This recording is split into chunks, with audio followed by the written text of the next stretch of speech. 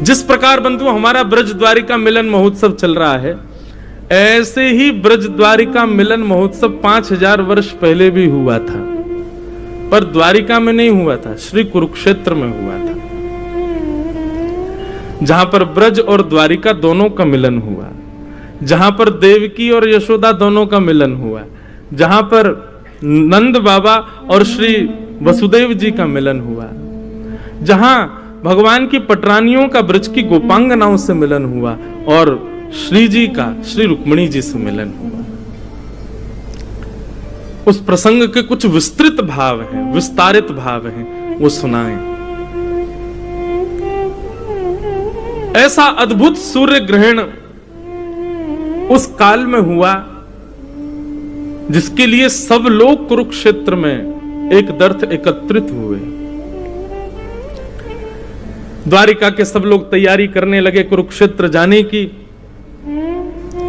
तभी ब्रज में हवा की तरह बात पहुंच गई कि भैया बहुत बड़ो यज्ञ है, वे वारो है, सूर्य ग्रहण को काल है, पूरे विश्व भर के लोग कुरुक्षेत्र जा रहे हैं, हम ब्रजवासी को भी जानो चाहिए।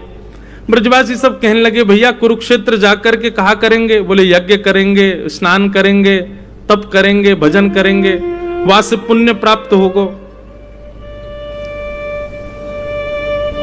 नंद बाबा यशोदा सब ब्रजवासी कहने लगे, बोले भैया हमें पुण्य की अभिलाषा ना है, या ब्रज में रहे में तो कम से कम इन ब्रज की लता पता गुल्म पत्र यमुना आदि मार्गन को देख करके कृष्ण की स्मृति बनी रहे, या हमारे हमको ब्रज छोड़वे को मन न करे। बा कुरुक्षेत्र में जाके कहा पुण्य कमानो हमें, या ब्रज में रहवे से ब्रज कृष्ण की स्मृति बनी रहे, या हमारे हमको ब्रज छोड़ के कहीं ना जानो। तभी खबर पता चलती है कि अरे भैया कुरुक्षेत्र के उस भूमि पर तो द्वारिका के समस्त लोग भी पधार रहे हैं और हमारो कन्हैया भी आ रहे हैं, श्री कृष्ण आ रहे हैं। ये समाचार जैसे ही ब्रजवासियों ने सुना, सब नंद भवन के बाहर जाकर के बैठ गए और नंद बाबा से कहने लगे, बाबा 100 वर्ष से अधिक है गए, लाला परसों आऊंगो ऐसो कह के गयो, मैं परसों आ जाऊंगो, लेकिन जब बैरनी परसों तो कभी आवे ही ना है ना, हर दिन आई होवे परसों परसों परसों, प्रतीक्षा करें कल के बाद कल आवेगी, लेकिन कल भी ना आवे तो कल ना आवे तो परसों कैसे आ जाएगी। बरसों बीत गए, 100 वर्ष है गए। हे नंद बाबा आप अनुग्रह करो, कृपा करो, हम ब्रजवासी को लेकर के कुरुक्षेत्र चलो, कोई यज्ञ अनुष्ठान स्नान जब तब हमें कछु ना करनो भैया, या सूर्य ग्रहण के समय पर हमारो एक ही मनोरथ पूर्ण है जाए, श्याम सुंदर नेत्रन को दिख जाए। बाबा कन्हैया की मधुर स्मृति ते 100 वर्ष तक तो हम जीवित रह लिए, लेकिन अब आगामी समय तक यदि जीवित रहनो है तो एक दर्शन की अभिलाषा तो है, और कृष्ण दर्शन लालसा, ठाकुर जी के दर्शन की लालसा में सब ब्रजवासियों ने तैयारी प्रारंभ कर दी। बैलगाड़ियों में अपने अपने सामान रखे, खूब सुंदर, कोई बाल्यकाल के ठाकुर जी की सब सामग्री जिन्होंने सजा के रखी सब लेकर के जा रहे हैं, कन्हैया को दिखाएंगे। अरे लाला तू हमारे संग खेलो करतो, तब या रस्सी से हम खेलो करते, या झूला पे हम झूलो करते, ऐसो क्यों करते, ये क्यों करते। कोई गोपी ठाकुर जी की मधुर प्रिय वस्तुएं बना के ले जा रही है, बोले कृष्ण को अपने हाथन से खवाऊंगी, वागू पतो ना याद भी होगी कि नहीं। या कारण या तरीका ते सब ब्रजवासी तैयारी कर रहे हैं ठाकुर जी से मिलवे की। इसी बीच श्री जी के सामने भी प्रस्ताव रखा गया कि आप भी चलें, और सब सखी सहचरी सबकी आज्ञा सो, सबके निवेदन सो हमारी किशोरी जी भी द्वारिका पधारी। पर पुनश्च कहें कृष्ण मिले इस भाव से नहीं, बस यही अनुभूति हो जाए कि जिस नगर में हमें उसी नगर में कन्हैया है, तो कहीं ना कहीं हवा जब बहेगी तो कन्हैया को स्पर्श करके हम तक आ जाएगी, बस यही में हमको संतोष है जाएगा। वो मिले ऐसी अभिलाषा भी नहीं है।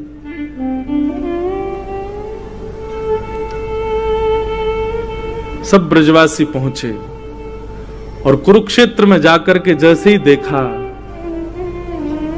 महाराज बड़े बड़े महल खड़े हैं, बड़ी बड़ी अटारियां, ऐसे तो शिविर लगे थे कि महल जैसे शिविर दिख रहे थे, और सब जगह भीड़ लगी है। केवल किसकी? बोले द्वारिकाधीश पधारे, उनके दर्शन की भीड़ लगी है।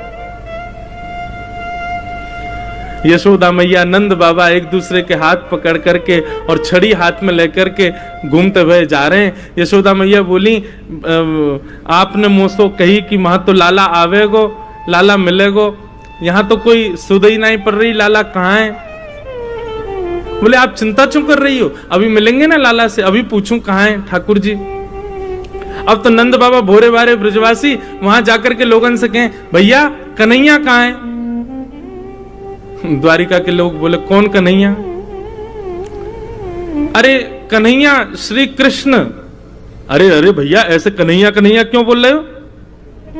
जगत प्रतिपालक, राजाधिराज, देवकी नंदन, वसुदेव नंदन, ब्रज उर चंदन, श्री कृष्णचंद्र जी महाराज, सम्मान से नाम लीजिए उनका, राजाधिराज हैं। नंद बाबा कहने लगे, हाँ भैया अब इतना लंबो तो याद होएगा ना हमें, तो अब कृष्ण ही, श्री कृष्ण कहाँ है? द्वारिकाधीश श्री कृष्ण कहाँ है? बोले सामने वो जो पूरी लंबी कतार खड़ी है ना दर्शनार्थियों की, वो सब उन्हीं के दर्शन करने जा रहे हैं। सूर्य ग्रहण का समय है, पूरे विश्व भर के भारतवर्ष के ऋषिगण आए हैं। ठाकुर जी का तुलसी अर्चन चल रहा है, ठाकुर जी का सहस्त्रार्चन चल रहा है, भीतर भगवान के पुष्पार्चन चल रहे हैं। यशोदा मैया, नंद बाबा तुलसी अर्चन, पुष्पार्चन, सहस्त्रार्चन समझ ही नहीं पा रहे ये होवे का है भैया। बोले अच्छा। भीड़ लगी है चारों तरफ ठाकुर जी के दर्शन की, और वही भीड़ में श्री नंद यशोदा पहुंचे। द्वारपालन से जाके कहें, भैया कन्हैया यहीं भीतर ही बैठो है? बोले श्री कृष्ण कन्हैया? बोले जी जी जी, हाँ वो द्वारिकाधीश जी यहीं विराज रहे हैं, हमें वहां को दर्शन करने मिल सके। द्वारपाल ने पूछी, आपको परिचय? बोले भैया हम ब्रजते पधारे हैं, हम नंद बाबा हैं जी, यशोदा मैया है। 11 वर्ष 56 दिन ठाकुर जी हमारे पास ही रहे ब्रज में, बहुत दिन है गए, 100 वर्ष है गए, तो आज उनके दर्शन करवे आए। जैसे सुने नंद यशोदा, द्वारपाल के नेत्र सजल हो गए, दंडवत हो गए चरणों में। बोले भगवान आप श्री नंद बाबा हैं, आप श्री यशोदा मैया हैं? बोले जी। बोले भगवान मैं आपको कहा बताऊं, वर्णन को विषय नहीं है, लेकिन हमारी द्वारिका में ठाकुर जी भले ही वसुदेव जी के पुत्र हैं, भले ही यशोदा मैया के, भले ही देवकी मैया के पुत्र हैं, पर आज भी हमारी द्वारिका में जन्माष्टमी में पूरा द्वारिका गावे, नंद घर आनंद भयो जय कन्हैया लाल की, यशोदा के लाला भयो जय कन्हैया लाल। अरे कहां तक कहें, स्वयं देवकी वसुदेव भी यही कीर्तन को गावे कि नंद घर आनंद भयो। आज नंद बाबा के दर्शन है रहे, चरण पकड़ लिए, चरणन की धूल अपने माथे से लगाने लगे। आप भीतर पधारो, 4-5 सैनिक लगा दिए, बोले इनको लेके भीतर आओ। भीड़ बड़ी लगी है महाराज, ठाकुर जी की अर्चना चल रही है, ठाकुर जी सिंहासन पर बैठे हैं, संत महापुरुष कोई तुलसी अर्चना कर रहे हो, कोई पुष्प अर्चना कर रहे हैं, ठाकुर जी बैठ करके प्रेम से अपनी अर्चना करवा रहे हैं। इतने में एक द्वारपाल गया दौड़ा दौड़ा, बोले ठाकुर जी ब्रज से नंद यशोदा मैया पधारे। नंद यशोदा नाम सुनते ही ठाकुर जी को स्मृति नहीं रही कि मैं कहां हूं, क्या चल रहा है, किस भाव में है। ठाकुर जी के तुरंत नेत्र खुले। बोले कहा कहते ना भैया कौन पधारे? बोले नंद यशोदा मैया आए, सामने आ रहे हैं देखो। जैसे ही सिंहासन पर बैठे हुए ठाकुर जी ने यशोदा मैया को देखो, ठाकुर जी कूदे नहीं, इतने देहाभिमान शून्य हो गए, देह की सुध नहीं हुई कि ठाकुर जी वहीं मानो जैसे मूर्छा अवस्था में गिर पड़े हों। संभाला सैनिकों ने जाकर के, बोले मुंह को लेके चल, मेरी यशोदा मैया आ रही है, जल्दी लेके चल, विलंब मत करे। ठाकुर जी को लेकर के आए। यशोदा मैया के नेत्रों की ज्योति अभी उतनी है नहीं, रो रो करके कृष्ण के स्मरण में यशोदा मैया के नेत्रों की ज्योति चली गई है। ठाकुर जी गए, जाकर के अपने सबसे प्रथम तो मुकुट को यशोदा मैया के चरणन में पधराया, और जैसे ही यशोदा मैया के मधुर चरणार बिंदों को अपने हृदय से लगाया, ठाकुर जी छोड़े नहीं। समस्त पटरानियां खड़ी हैं, बड़े बड़े ऋषि महापुरुष खड़े हैं, सूर्य ग्रहण का काल है, सब यहां अर्चना वंदन कर रहे हैं, बड़े बड़े ब्राह्मण तप में बैठे हैं, जप में बैठे हैं, और यहां एक अलग ही दर्शन हो रहा है। द्वारिकाधीश श्री यशोदा मैया के चरणों से लिपट करके करुण क्रंदन कर रहे हैं। यशोदा मैया ने नीचे झुक करके लाला को उठायो, हृदय से लगायो, कभी लाला के नेत्रन को स्पर्श करें, कभी कान को स्पर्श करें, कभी नासिका को स्पर्श करें, मुख को स्पर्श करें, और स्पर्श करके मैया कह रही, लाला तू तो बड़ो ही ना भयो, तू तो बिल्कुल नेक्सो सोई है। जैसे स्पर्श को भाव, जैसे स्पर्श को सुख तेरो बाल्यकाल में, लाला तेरो अभी भी वैसो ही है। इतना रोए द्वारिकाधीश। यशोदा मैया ने जो वस्त्र धारण किए थे सब गीले हो गए ठाकुर जी के अश्रुओं से। महामंत्री सेनापति सब विचार कर रहे हैं, आसन लगाओ, सिंहासन लगाओ। ठाकुर जी बोले, दूर करो सबको, मैया तू जल्दी बैठ भूमि पर। यशोदा मैया बैठ गई, और जैसे कोई 1-1.5 वर्ष, 2 वर्ष, 3 वर्ष को बालक गोद में लिपट करके, गोद में लेट करके और मैया के वक्ष से लिपट जाए, ऐसे द्वारिकाधीश राजाधिराज सामने नाती खड़ा है, सामने ठाकुर जी के परपोते खड़े हैं, सामने ठाकुर जी के पुत्र खड़े हैं, और ऐसी स्थिति में श्री यशोदा मैया के हृदय से लिपट करके ठाकुर जी उनके वक्ष को टटोल रहे। मैया से कह रहे, मैया मुंह को अपना दूध पिवाए दे। यशोदा मैया से लिपट गए और बार बार कह रहे, मैया मुंह को क्षमा कर दे, मैं तुमको वचन दे के गयो लेकिन नहीं आयो, मैया मुंह को क्षमा कर दे। यशोदा मैया और ठाकुर जी के इस मधुर मिलन को देखकर के द्वारिका के लोग अपने प्रेम पर प्रश्न चिन्ह उठाने लगे। क्या हम वास्तव में द्वारिकाधीश से प्रेम करते हैं? ये कैसा प्रेम इन ब्रजवासियों का? नंद बाबा यशोदा ठाकुर जी के चरणों का स्पर्श कर रहे हैं, केश में हाथ घुमा रहे हैं। यशोदा मैया वक्ष से लगा करके लाल जी को खूब दुलार कर रही है। ठाकुर जी भूल गए कि पुत्र पौत्र सब खड़े हैं मेरे, नन्हे से बालक के भांति यशोदा मैया के अंग से लग गए। और पूरे सूर्य ग्रहण के समय में यही अनुष्ठान चला, प्रेम का अनुष्ठान, ब्रज द्वारिका मिलन के प्रेम का अनुष्ठान। सब द्वारिकावासी ब्रजवासियों को खोज रहे हैं, कहां है ब्रजवासी, और सब ब्रजवासियों को खोज खोज करके अपने हृदय से लगा रहे हैं। बोले, आप भी ब्रज से हैं? बोले, हाँ हम ब्रज से हैं। जो ब्रज को दिख जाए द्वारिका के लोग दौड़ करके जामे, उनको हृदय से लगामे। सब ब्रज द्वारिका मिलन महोत्सव कर रहे हैं।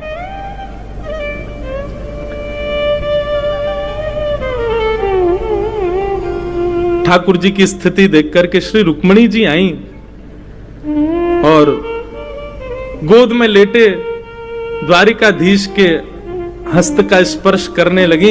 यशोदा मैया को जैसे दिखी, मैया बोली, लाला जे लक्ष्मी सी दिख रही है, या के देखियो केशन में कछु चमक रो है, या के घरे में ऐसा सुंदर नवलखा को हार लग रहा है, भैया ये लक्ष्मी सी दिख रही है, लाला जे कौन है? जैसे रुक्मिणी जी आई, ठाकुर जी की विरह वेदना शांत हुई।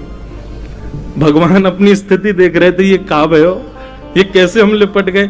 तुरंत यशोदा मैया की गोद में ठाकुर जी बैठ गए। अच्छा, पूज्य पिताजी महाराज कथा में एक प्रसंग कहते हैं बंधुओं कि द्वारिकाधीश भगवान के पुत्र प्रद्युम्न की आयु 50 वर्ष, भगवान के परपौत्र अनिरुद्ध की आयु 25 वर्ष और स्वयं द्वारिकाधीश की आयु 16 वर्ष। पुत्र 50 वर्ष का, नाती 25 वर्ष का और परदादाजी 16 वर्ष के। ठाकुर जी 16 वर्ष से ऊपर। 16 वर्ष तो आज 16 वर्ष के, अगर कलयुग में ठाकुर जी पधारे 16 वर्ष के नहीं होंगे, मुंह लगे और कम रह जाएंगे। क्यों? जिस अवस्था में विकार आने उत्पन्न हो जाते हैं, ठाकुर जी उस अवस्था से ऊपर नहीं जाते। विकार आने मतलब जहां पर वोकल कॉर्ड बदलना शुरू हो जाए, दाढ़ी मूंछ आनी शुरू हो जाए, आप थोड़े बड़े बड़े से लगने लग जाओ, ये समझ जाओ कि अब ये विकार अवस्था है। ठाकुर जी उस अवस्था में कभी नहीं आते। ठाकुर जी सदा सहज अवस्था में रहते हैं, बाल अवस्था में रहते हैं। तो ठाकुर जी यशोदा मैया गोद में ही बैठे हैं और मैया से कह रहे, मैया जे तेरे ही यमुना में दीपदान को प्रताप सामने बैठो है। यशोदा मैया बोली मतलब? अच्छा ठाकुर जी को एकांत में गए हो सिंहासन? नहीं, वही चौक में ही बैठे हैं यशोदा मैया गोद में, और चारों तरफ लाखों दर्शनार्थी ब्रजवासी और द्वारिका के लोग बैठे हैं। मैया जे रुक्मणी है जासे मेरो ब्याह भयो है, तेने बड़े दीपदान किए, मेरे लाला की लक्ष्मी जैसी बहू आवे, मेरे लाला की ऐसी बहू आवे कि चार लोग देख के कहें अरे भैया ऐसी बहू होनी चाहिए। मेरे लाला की ऐसी बहू आवे कि पूरा ब्रजमंडल युग युगांतर तक याद रखे। देख ले मैया तेरी बहू सामने बैठी है। एक भुजा से द्वारिकाधीश को हृदय से लगा रही हैं, दूसरी भुजा से श्री रुक्मणी जी को हृदय से लगा रही हैं। रुक्मणी जी के भी नेत्र सजल हो गए यशोदा मैया के अंग से लग करके। खूब स्नेह किया। अष्टपटरानियों को अपने हृदय से लगा करके यशोदा मैया ने जो उनके पास था, कड़ूला, कंगन, हाथ, बोले अब तो पहले तो लाला कोई मुख दिखाई भाई ना, आज ही है रही है तो आज ये अनुष्ठान चला था सूर्य ग्रहण पर कुरुक्षेत्र में, प्रेम का अनुष्ठान। यशोदा मैया कोई को अपनी पाजेब उतार के पहना रही हैं, कोई को अपने हाथन की अंगूठी दे रही हैं, कोई को अपने गले को हार उतार के दे दें, कोई को अपने कानन को कुंडल दे रही हैं। सब मना करें, बोले मैया आपको, बोले नहीं ये मेरी मुख दिखाई है, तू मेरी बहू है, मेरे लाला की बहू है, क्यों नहीं दूंगी, ये सब तुम्हारो ही तो है, तुम्हारे काजी तो मेरे पास है। देवे को अवसर ना मिलो, आज मिलो तो पीछे क्यों रहूं। ये था बंधुओं ब्रज द्वारिका मिलन। और तभी पता चली भीतर बैठी देवकी मैया को कि यशोदा जी आई। देवकी और वसुदेव जी दोनों पधारे। यशोदा मैया के कान में ठाकुर जी बोले, मैया सामने देवकी मैया आई है, मैया को कम दिखाई दे ना, या हमारे ठाकुर जी संबंध को परिचय दे रहे हैं। बोले मैया, देवकी मैया सामने आई है। देवकी मैया को देखते ही यशोदा मैया दंडवत साष्टांग प्रणाम करने लगी। देवकी मैया कह रही, अरे बहन कहा कर रही हो। बोले विधाता कृपा करे तो आपके चरणन की कण से मुंह पे नेक अनुग्रह है जाए तो या जन्म में तो ना मिलो, लेकिन अगले जन्म में कृष्ण जैसा पुत्र मुंह को भी प्राप्त हो, ऐसा अनुग्रह मुंह पे है जाए। देवकी मैया के चरणन से लग गई। देवकी मैया ने उठा करके हृदय से लगाया। ये मधुर मिलन, खूब स्नेह दे रही हैं एक दूसरे को। बोले आपको पुण्य कितना श्रेष्ठ है, कन्हैया जैसो लाला आपके घर भयो। बोले मेरे पुण्य की कहा कहोगी बहन, मेरे तो 6 बालकन को कंस ने मार दियो, 7वें बालक को जन्म नाय भयो, 8वें बालक के रूप में कन्हैया आयो, पर कंस तो इतना क्रूर राजा जन्म लेते ही बालकन को मार दे। ये तो आपके और नंद बाबा को प्रताप हो कि हमारो लाला सुरक्षित रहो। 11 वर्ष 56 दिन तक आपने वहां को खूब ध्यान रखो। आज भी हमारी द्वारिका में कोई यो ना के देवकी के लाला की जय, सब यूं ही के नंद यशोदा के लाल की जय। नंद घर आनंद भयो जय कन्हैया लाल की। हर जन्माष्टमी आपके ब्रज को छोड़े भय, भले ही लाला को 100 वर्ष है गए होंगे, लेकिन हमारी द्वारिका में तो आज भी द्वारिकावासी नंद घर आनंद भयो, यशोदा के लाला भयो। और मैं कोई को रोकू ना हूं, मुझको भी तो वही में सुख मिले। यशोदा मैया और देवकी का मिलन हुआ। सब ब्रज अवध के लोग, ब्रज और द्वारिका के लोग मिल रहे हैं। द्वारिका के लोग बहुत सम्मान कर रहे हैं ब्रजवासियों का। ये स्थिति देख करके सब भूल गए किसके क्या जब चल रहे हैं, क्या अनुष्ठान चल रहे हैं। हवन की सारी अग्नियां ठंडी पड़ गई महाराज। जहां प्रेम की बाढ़ आ गई हो वहां कौन सी अग्नि जल सके। ऐसा मधुर मिलन हो रहा है। तभी एक सखा ने जाकर के ठाकुर जी को संकेत किया, लाला श्री जी पधारी हैं। श्री जी का नाम स्मरण सुनते ही ठाकुर जी मंत्रमुग्ध हो गए। एक बार को ठाकुर जी भूल ही गए कि हम द्वारिकाधीश हैं, पर श्री जी का नाम सुनते ही तो ठाकुर जी की व्याकुलता और बढ़ गई। बोले कहां है? बोले कुंज में विराज रही हैं, आप चलो। ठाकुर जी बड़े सहमे सहमे से श्री जी के पास जा रहे हैं। जैसे ही ठाकुर जी ब्रजवासियों के शिविर में प्रवेश करते हैं, किशोरी जी बैठी हैं। किशोरी जब से ब्रज छोड़ के ठाकुर जी गए ना, तब से एकांत में रहती हैं, बस अष्ट सखियों के मध्य में रहती हैं, बहुत कम वार्ता करती हैं। जैसे ही ठाकुर जी ने शिविर में प्रवेश किया, किशोरी जी के नेत्र खुले।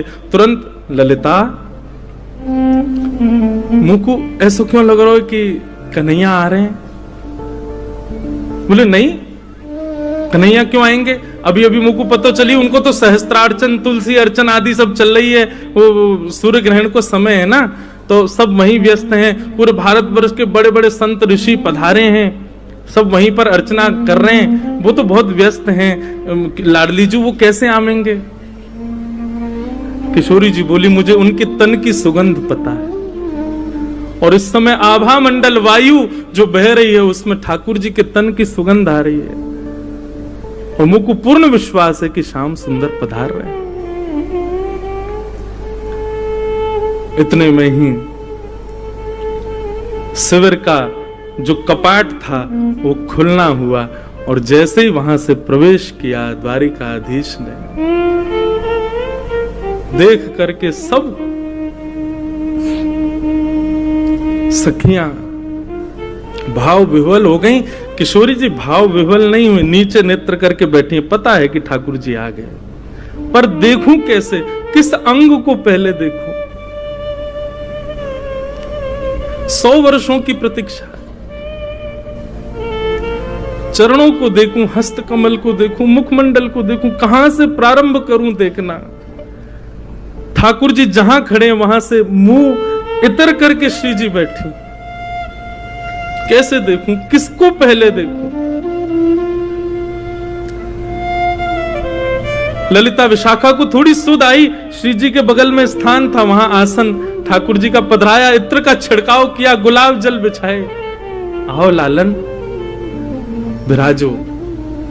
ठाकुर जी बोले नहीं, अपना मुकुट उतार करके श्री जी के चरणों में रखे, और श्री जी के सिंहासन से टेक लगा के ठाकुर जी चरणों में विराजमान हो गए, चरणों में बैठ गए। और स्वयं द्वारिकाधीश अपने कर कमलों से श्री जी के मुखमंडल को अपनी ओर करते हैं, और कितना सुंदर स्वरूप है श्री जी का।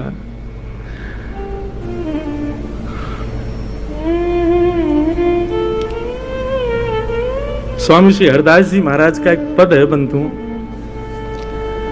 ठाकुर जी क्या कहते हैं श्री जी को देख करके?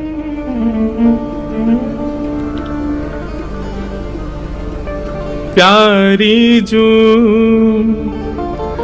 जब जब देखूं तेरो मुख, तब तब नयो नयो लागत। हे श्यामा जी, वैसे तो आप निरंतर द्वारिका में भी हम रहे तो हमारे चित्त में रहती हैं, पर निरंतर आपके हर बार के रूप की वर्णन कहा करूं? हर बार एक नयो रूप से दिखे आप में। स्वामी श्री हरदास जी कहते हैं, प्यारी जू जब जब देखूं तेरो मुख, तब तब नयो नयो लागे, तब तब नयो नयो लागे। ऐसे भ्रम होत में काहू, देख न री दुति को दुति लेखन न कागत। ऐसा लगे आपको देखकर कि शायद पहले मैंने कभी देखो ही ना, ये तो कोई नयो रूप है। रूप तो वही है, लेकिन वाकई कांति ऐसी अद्भुत है जाए कि हर बार ऐसा लगे कि मैंने कोई नयो रूप देखो। आपके अरूप की बलैया। कोटि चंद्र ते कहां दुराऊं, री नए नए रागत, श्री हरिदास के स्वामी श्यामा, कहत काम की सांति, न होई तुष्टि रही निस दिन जागत। कोटि कोटि चंद्रमान से भी यदि आपकी नजर बलैया उतारूं तो भी फीको लगे, ऐसो मधुर स्वरूप है ठाकुर जी श्री जी को। किशोरी जी को मुखमंडल देखा और जैसे किशोरी जी का मुख अपनी ओर किया, श्री जी के नेत्र ठाकुर जी के नेत्रों से मिले। अब श्री जी भी अपने सिंहासन से उतर करके नीचे विराजमान हो गए और विराजमान होकर के कहती हैं, श्याम सुंदर 100 वर्ष की प्रतीक्षा के बाद आए हो, कछु दोगे नहीं मुझको? ठाकुर जी बोले, जो मांगोगे सो देंगे, आप आज्ञा करो एक बार, कहा चाहिए? बोले, जा दिन आप ब्रज छोड़ करके गए, हमसे एक वचन लेकर के गए कि हे श्यामाजू, एक अश्रु बिंदु भी यदि पृथ्वी पर गिरा तो मैं अपनी लीला उसी समय संवरित करके प्रस्थान कर जाऊंगा। यदि आप चाहती हैं कि आगे की लीला संवरण हो, आगे की लीला व्यवस्थित चले, तो आप मुझे वचन दीजिए कि एक अश्रु बिंदु भी आपके नेत्रों से नीचे पृथ्वी पर गिरना नहीं चाहिए। प्रलय आ जाएगा, पृथ्वी रसातल में चली जाएगी। आपके वह वचन को निर्वहन करते भई आज 100 वर्ष है गए, एक अश्रु बिंदु भी मेरे नेत्रन से नहीं आई है। मैं आपसे यही मांगना चाहूंगा, आज मुझको आज्ञा दे दो। वो जो हृदय में सागर, वो जो हृदय में तालाब नदी बन चुका है और नदी के भाव से अब सागर बन चुका है, वाकु अब यहां से प्रस्थान करन दो, मुझको रोवे को वरदान दे दो, मैं थोड़ा रोना चाहूं। 100 वर्षन से 2 कार्य श्री जी ने नहीं किए, एक तो सोई नहीं है, दूसरे नेत्रों से एक अश्रु बिंदु भी प्रकट नहीं किया है। और आज ठाकुर जी के उस मधुर रूप को देख करके श्री जी कहती हैं, आप आज्ञा करो। ठाकुर जी भाव विह्वल हो गए, हृदय से लगा लियो, चिन्मय चैतन्य स्वरूप श्री जी और ठाकुर जी एक दूसरे में विलीन हैं लगे। सब सखियां रूप को देख करके आनंदित हैं लगी। ठाकुर जी के द्वारिका रूप, द्वारिकाधीश रूप से वह रूप को धुला करके अब वृंदावन चंद के रूप में उनको तैयार करने लगी। टेढ़ो पाग, टेढ़ो से मुकुट सिर पर धारण करायो, कारी कमरी पहनाइए, हाथन में शंख चक्र गदा पद्म थे, 2 भुजा वाले ठाकुर जी है गए। कर में मुरली पधरा दे, ठाकुर जी की कारी कामर डाल करके चंदन को इत्र लगायो, ठाकुर जी की मधुर पत्रावली को श्रृंगार करके श्री जी के बगल में बैठा दिए। द्वारिकाधीश साक्षात कृष्ण रूप दिख रहे हैं। सब सखियां सहचरियां इस रूप को देख करके कह रही हैं, लाला 100 वर्ष पहले के रूप को देख करके आज तक जीवित रही, अब आज यार युगल रूप को देख के आगामी 100 वर्ष तक तुम ना भी दिखोगे तो भी रह लेंगे, बस आज दिख गए यही बहुत है।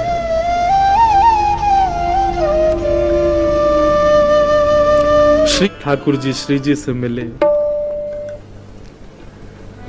सब सखियों ने ठाकुर जी का ब्रज नंदन के रूप में श्रृंगार किया और श्रृंगार करके श्री जी के बगल में बैठाए और बैठा करके खूब नेत्रन से निहारो।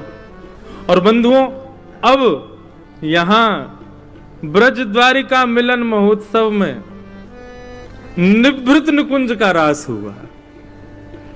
100 वर्ष के पश्चात द्वारिकाधीश रास कर रहे, केवल अष्ट सखियां हैं, किशोरी जी हैं और श्याम सुंदर है। रास बिहार हुआ।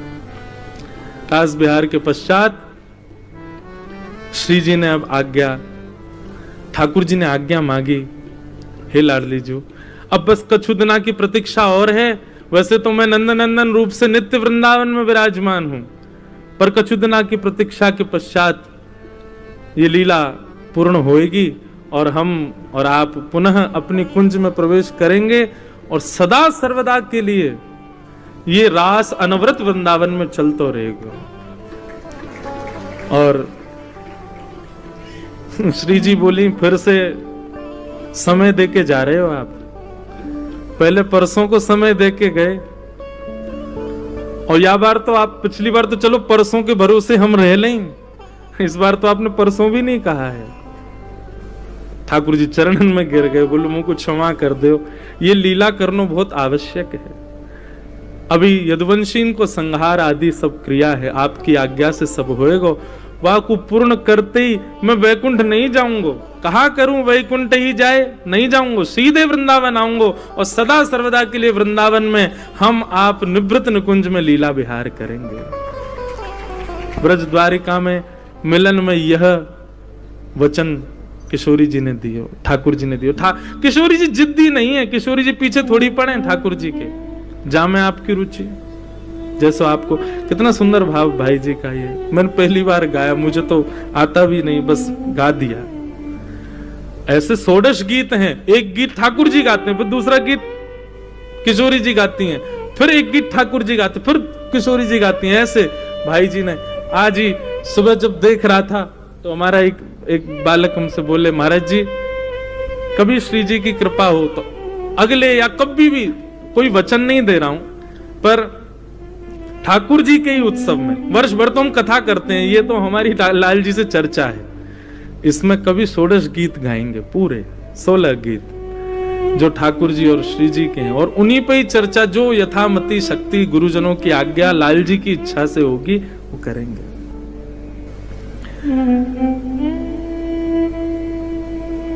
तुमरो सुख ही है मेरो सुख, जानना कछु सुख जानो। आप जिसमें सुखी वही मेरो सुख है, और मेरे लिए अन्य कोई मेरे द्वारा निर्मित कोई सुख नहीं है लाल जी। आपको जिसमें प्रसन्नता वही मेरा सुख है, तो मैं अपना सुख बताऊं कैसे? श्री जी के भाव सुन करके ठाकुर जी ने आज्ञा मांगी, ठाकुर जी वहां से प्रस्थान कर गए। आज 100 वर्ष के बाद श्री जी ने पहली बार कही, ललिता जी शयन शैया लगाओ, आज शयन करेंगे हम। 100 वर्ष के बाद ठाकुर जी की काली कामर नित्य श्री जी ओढ़ती हैं और वंशी को अपने चित्त से लगाती हैं। आज 100 वर्ष के बाद श्री जी को निद्रा आई है, पड़ गई शयन शैया पर। ठाकुर जी जैसे ही लौट करके गए, ठाकुर जी का अद्भुत श्रृंगार ब्रज के नंदन बना के भेजे गोपी ने। ऐसा श्रृंगार तो कभी द्वारिका में भी नहीं हुआ ठाकुर जी का। श्रृंगार को देख करके महाराज रुक्मणी को यह भी भान नहीं रहा कि मैं रुक्मणी हूं। ऐसा रूप, ऐसा सौंदर्य, ऐसा श्रृंगार। श्याम सुंदर, हे द्वारिकाधीश, कहां गए थे आप? ये इतना सुंदर श्रृंगार। ठाकुर जी के नेत्र ही बता रहे थे कहां गए थे। नेत्रों में हल्के हल्के अश्रुबिंद हैं, नेत्र लाल पड़े हैं। समझ गई रुक्मणी जी कि श्री जी पधारी। ठाकुर जी तो जाकर के अपने कक्ष में विराजमान हो गए, लेकिन रुक्मणी जी की व्याकुलता बढ़ गई अब कि मैं जाऊं, मैं भी श्री जी का दर्शन करूं। अपनी अष्ट सखी, अष्ट भगवान की पटरानियों को संग लेकर के श्री रुक्मणी जी गई हैं श्री जी का दर्शन करने के लिए।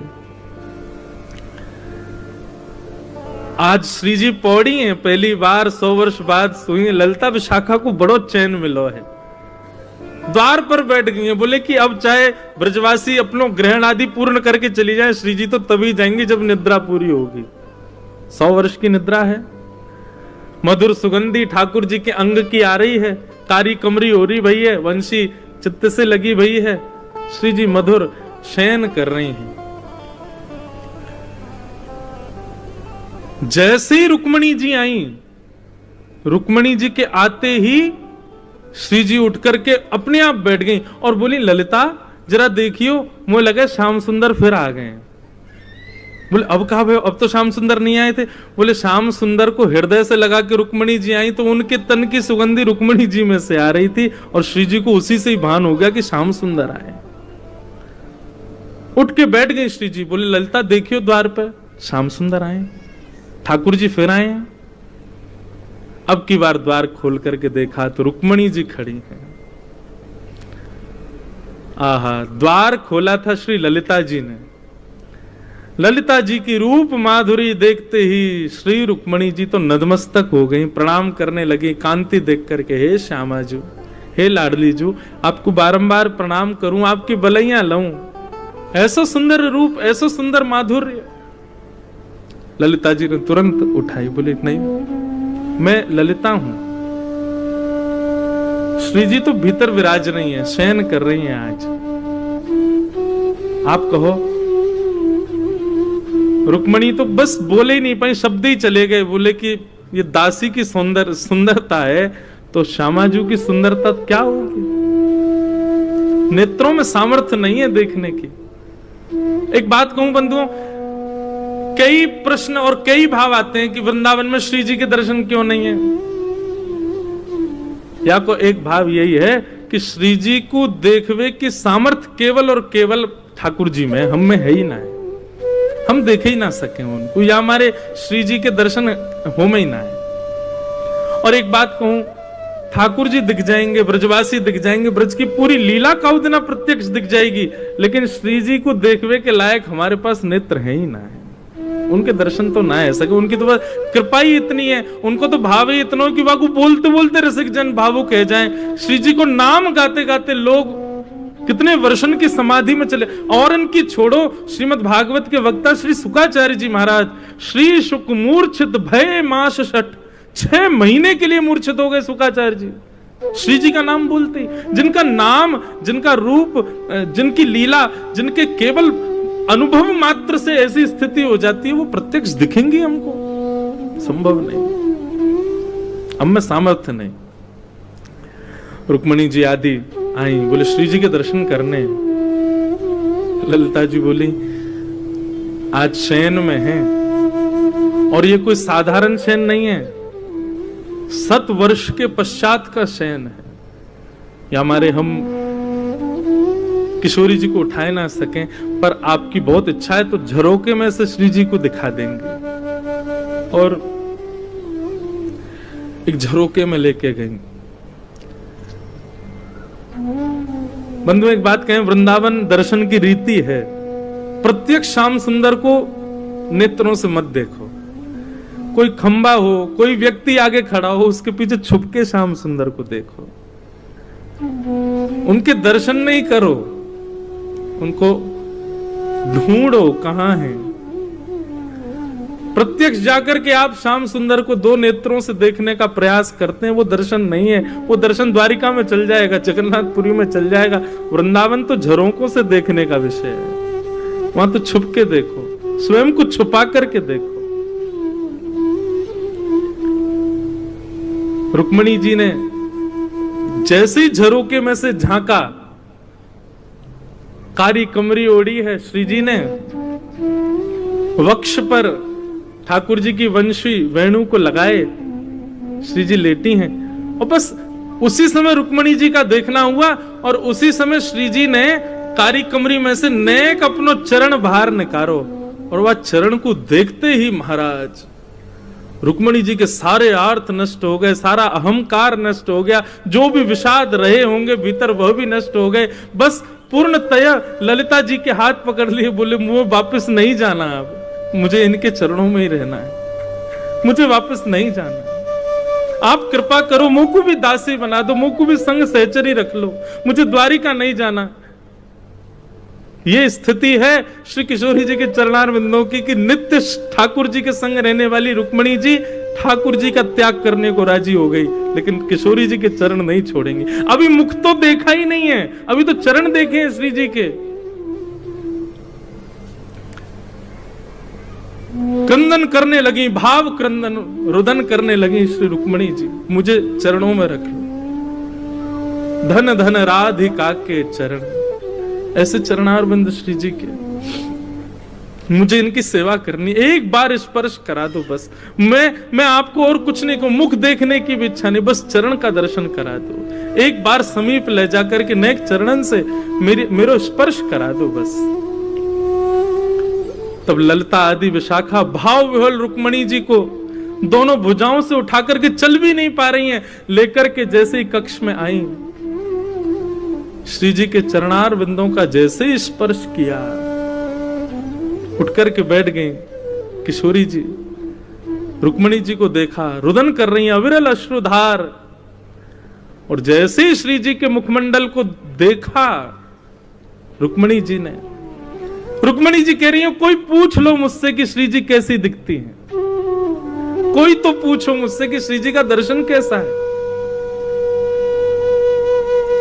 पहली बात तो वर्णन कर नहीं पाऊंगी, और दूसरा अगर आप पीछे पड़ जाओगे तो बता नहीं पाऊंगी, बस ले चलूंगी कहां, श्री जी के पास नहीं, श्याम सुंदर के पास, और श्याम सुंदर को ले जाकर के सुंदर चुनरी पहनाऊंगी, सुंदर आंखन में काजर लगाऊंगी, उनके घुंघराले केशन को खोल दूंगी, बस अपने भाव से उनके श्याम वर्ण को गौर वर्ण कर दी, समझियो यही है श्री जी, यही है किशोरी जी, यही है हमारी लाडली जी। कोई अंतर नहीं है, कोई भेद नहीं है। रुक्मणी जी तो ये आश्चर्य में है कि दोनों एक से ही दिखते हैं, बिल्कुल ऐसे ही नेत्र हैं श्री जी के, वैसे ही नेत्र हैं ठाकुर जी, वैसी नासिका, वैसे ही ओष्ठ, पलक झपकने को तरीका भी सबन को अलग होवे, श्री जी और ठाकुर जी पलक भी वैसे ही झपके जैसे एक ही है, बिल्कुल कोई अंतर नहीं। रुक्मणी जी से ज्यादा कौन जाने, 24 घंटा ठाकुर जी की सेवा में रहे, गर्दन हिलावे को, बोलवे को, उठवे को, अचकवे को, सब बिल्कुल एक जैसा है, बस गौर वर्णा है, वो श्याम वर्ण है, कोई अंतर नहीं।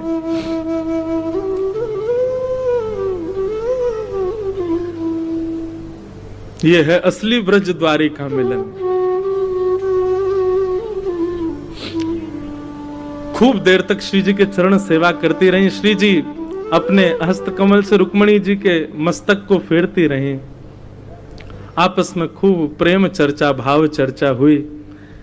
रुक्मणी जी ने प्रार्थना की कि श्री जी 16,100 सखियां और हैं, मेरी बहन 16,100 और हैं, आप कृपा करो ना, मैं तो चाहूं कि ऐसा दर्शन उनको भी प्राप्त हो। ये सेवा आप तो ऐसी कृपा कर दो, हम यहां से द्वारिका जाएंगे ही नहीं। 16,108 को आप अपने संग ले चलो। अगर आप हमसे पूछो तो हम तो आपको वरण कर, आपसे ब्याह करने को तैयार हैं। 16,108 आपके संग चल देंगे वृंदावन, हमें ना जानो द्वारिका, द्वारिकाधीश रहे अपने यदुवंशी के संग, हमें तो आपको संग चाहिए, अब आपके संग चलेंगे।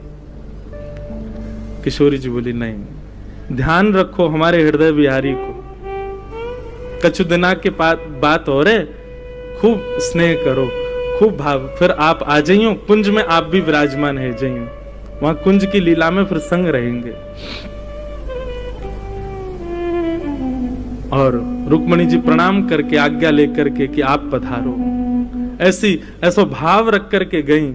श्री जी बोली ठीक है, मैं प्रयास करूंगी, आऊंगी। और रुक्मणी जी वापस चली गई।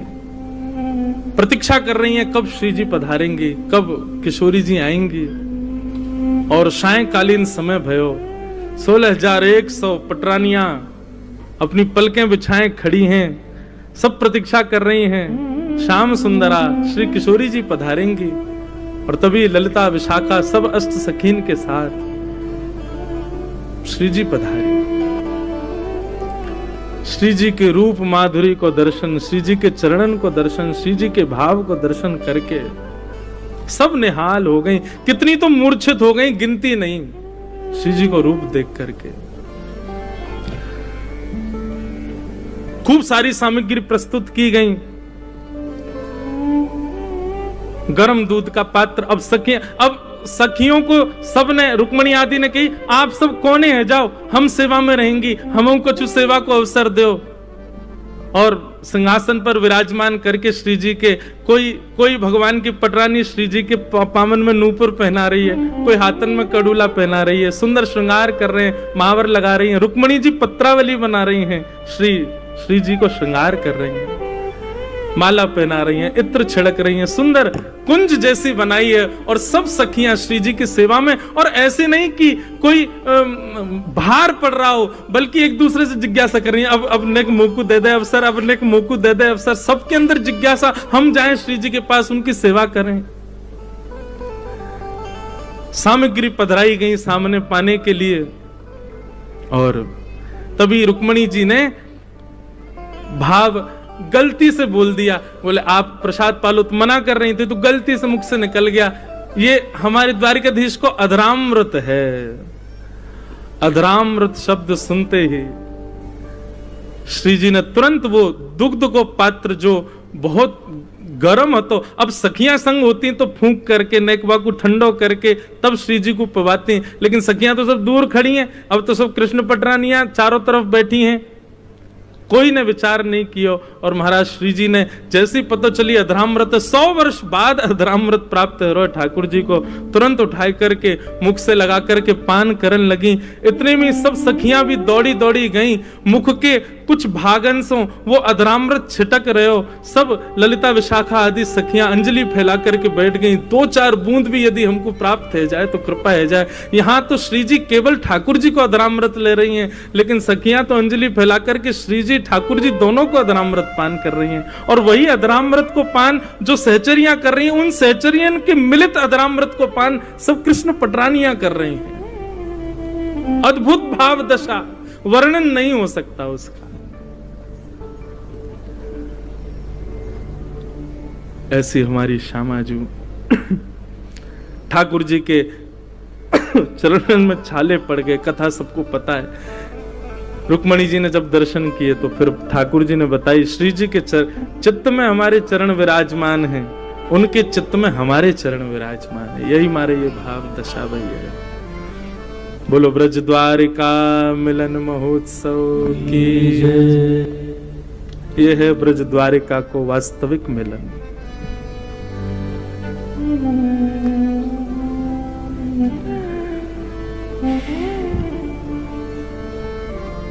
आज कथा को भाव कहीं और ही चलोगे, लेकिन ब्रज द्वारिका मिलन महोत्सव यही तो है वास्तविकता। ऐसो प्रेम, ऐसो भाव,